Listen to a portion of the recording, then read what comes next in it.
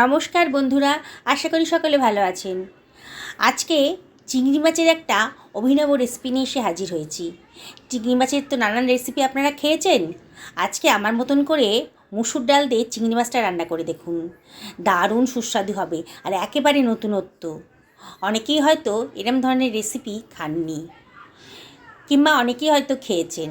যারা খেয়েছেন তাদেরকেও বলছি, আমার মতন করে একদিন রান্না করে দেখুন, কতটা সুস্বাদু আর কতটা সুন্দর হবে।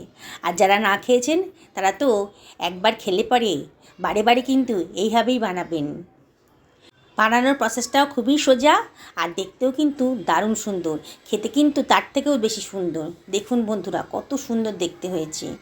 চলুন তাহলে বানানো যাক।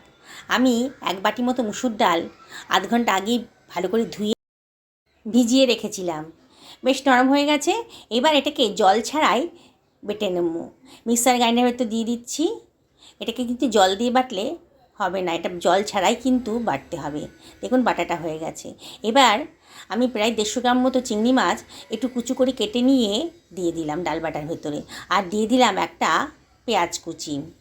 আর এর ভেতরে আমি দিয়ে দিচ্ছি কতগুলো লঙ্কা কুচি। কাঁচা লঙ্কা কুচি দিলে টেস্টটা খুব ভালো আসে।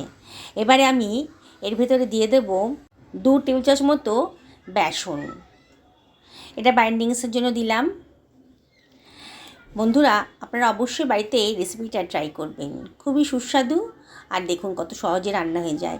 আমি এর ভেতর দিয়ে দিলাম 1/2 টি চামচ মতো লঙ্কার গুঁড়ো, 1/2 টি চামচ মতো হলুদের গুঁড়ো, 1/2 টি চামচ মতো গোটা জিরে। আর এর ভেতরে আমি দিয়ে দিচ্ছি প্রয়োজন মতো লবণ।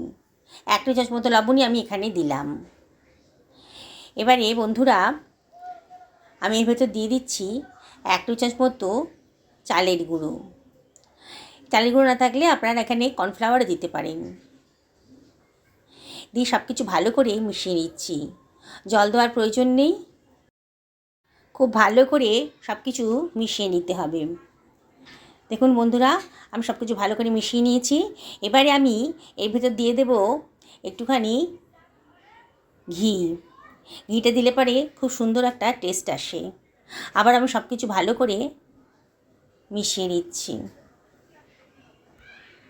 এবার আমি ভালো করে বেশ বড় বড় সাইজের মুঠো মুঠো করে মুইঠা বানিয়ে নিচ্ছি। দেখুন বন্ধুরা, এরম করে মুঠা বানিয়ে নিলাম। কড়াইতে তেলটা গরম হয়ে গেছে। এবার মুইঠাগুলোকে আমি কড়াইয়ের তেলের ভেতর দিয়ে দিলাম। একসঙ্গে বেশি দেবো না, 4-5টা করেই ভেজে নেব। গ্যাসের ফ্লেমটা মিডিয়াম টু হাইতেই রেখেছি। দেখুন আমি ওলট পালট করে মুইঠাগুলোকে ভালো করে ভেজে নিচ্ছি। খুব কড়া করে ভাজবো না, মোটামুটি ভাজা হয়ে গেছে। দেখুন এগুলো আমি তুলে রাখছি। বাকি মুইঠাগুলোকেও এইভাবেই ভেজে নেব। সমস্ত মুইঠাগুলো ভাজা হয়ে গেছে। এবার ওই তেলের ভেতর দিয়ে দিলাম গোটা গরম মশলা আর একটুখানি গোটা জিরে দিয়ে একটু ফ্রাই করে নিচ্ছি।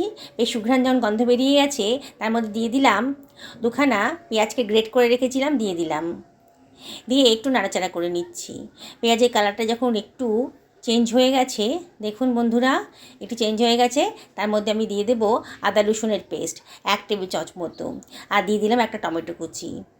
এবারে এর ভেতরে দিয়ে দেবো 1 টেবিল চামচ মতো হলুদের গুঁড়ো, 1 টেবিল চামচ মতো ধনের গুঁড়ো, 1 টেবিল চামচ মতো জিরের গুঁড়ো, 1 টেবিল চামচ মতো লঙ্কার গুঁড়ো, 1 চামচ মতো কাশ্মীরি লঙ্কার গুঁড়ো কালারের জন্যে।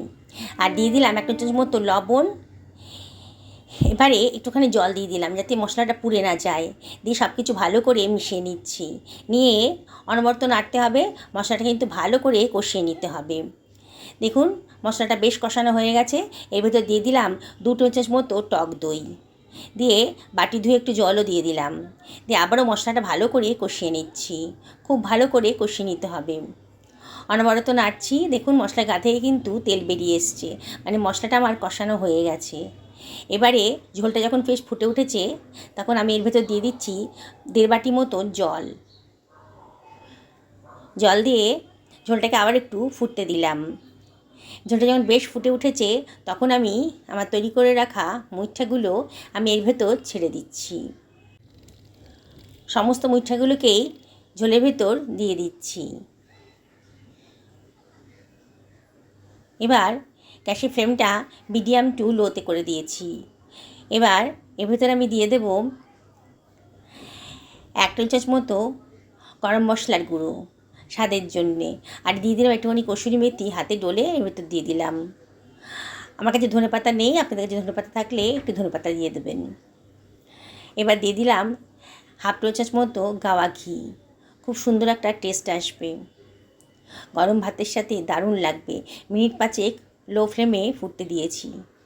মিনিট 5 হয়ে গেছে, গ্যাসের ফ্লেমটা অফ করে দিয়েছি। দেখুন বন্ধুরা, কত সুন্দর দেখতে হয়েছে, খেতেও কিন্তু অসাধারণ। বন্ধুরা, আপনারা অবশ্যই বাড়িতে এটা ট্রাই করবেন, আর ভালো লাগলে লাইক শেয়ার কমেন্ট করতে কিন্তু ভুলবেন না। দেখুন কত সহজে একটা নতুনত্ব রান্না তৈরি হয়ে গেল। চিংড়ি মাছের নানান রেসিপি তো আপনারা খেয়েছেন, অবশ্যই এই রেসিপিটা একদিন খান। সকলে ভালো থাকুন এই কামনা করেই ভিডিওটা শেষ করলাম।